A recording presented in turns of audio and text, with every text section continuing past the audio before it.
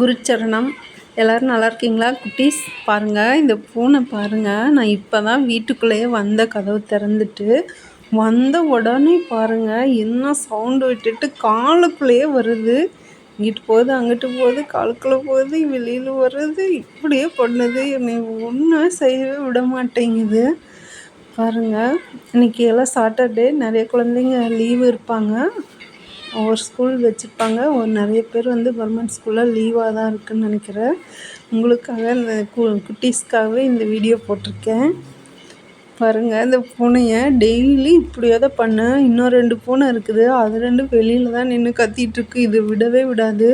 பால் ஊற்றி வச்சோம்னா இது மட்டும்தான் குடிக்கணுமாம்மா. அதனால் செல்லம் கொஞ்சிட்டு காலுக்குள்ளேயே அது கத்திகிட்டே இருந்துச்சு. அப்புறம் போய் கொஞ்சம் பால் ஊற்றிங்கட்டி அவ்வளோ ஸ்பீடாக அப்படியே முடக்கு பிடிச்சிட்டு பாருங்க.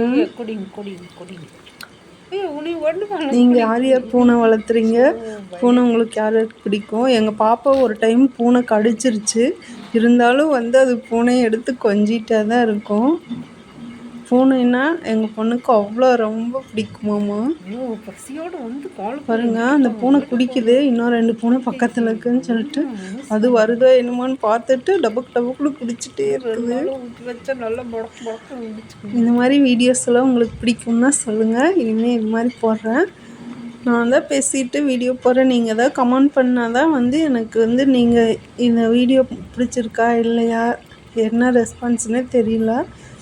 இருந்தாலும் குட்டீஸ்க்காக ரொம்ப பிடிக்குன்னு சொல்லி தான் இது போட்டிருக்கிறேன். பாருங்கள். ஓகே, தேங்க்யூ, பாய்.